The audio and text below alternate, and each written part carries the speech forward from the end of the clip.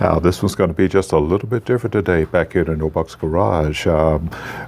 Many of you probably have these forced air propane or kerosene type heaters. In this case, this is a Dayton model that I purchased from a fellow off of Facebook Marketplace some years ago. And you may have been experiencing the problem when you press the button to activate the gas and light the heater.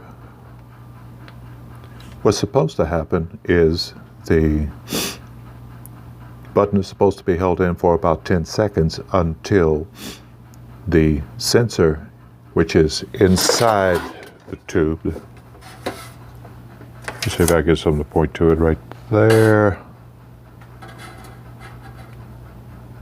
There we go. You can see right here, that sensor is a bimetallic device called a thermocouple, which sends an electrical signal to this electromagnet here, which pulls the valve back, which allows gas to flow from the inlet down into the manifold, along the tube into the burner, where it's ignited and you have heat. Now, there are lots of videos on YouTube that talk about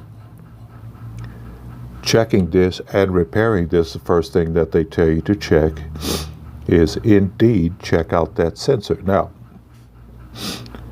I did that with my own meter, set it on milliamps, grounded to this one, and of course to the blue wire.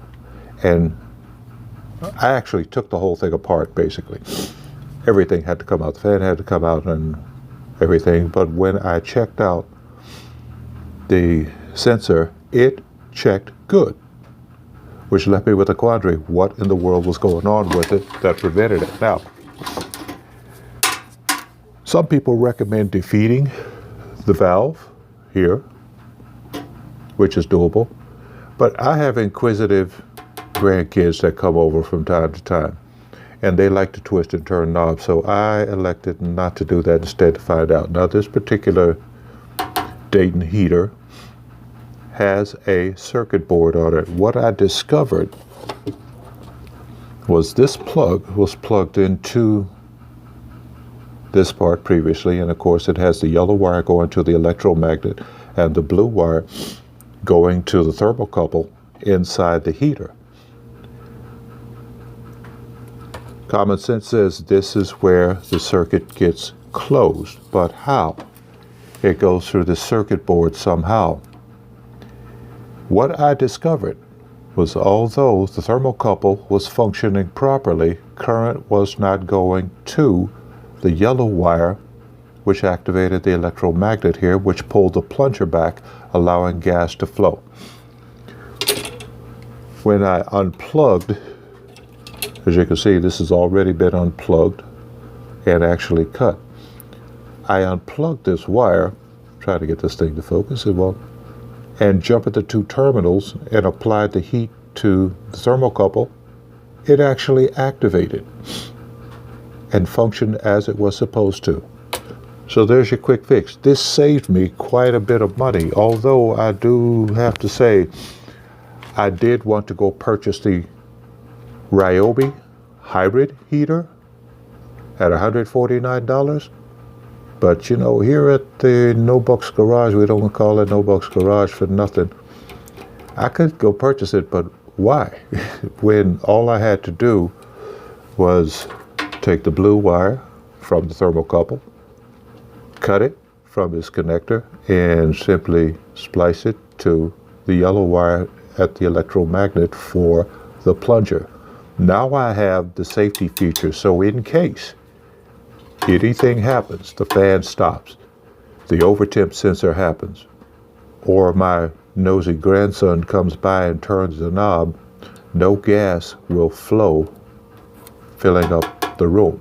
So now I have a functioning heater. I already know this because I've actually tried it and it works. It functions normally. So there you have it.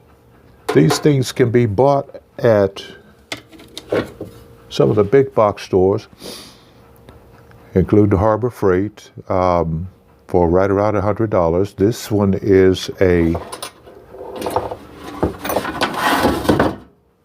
40,000 BTU unit. Right now, Lowe's has one that goes up to 60,000 BTU. This is more than adequate to do my 24 by 24 garage. So if I can save some money, why not?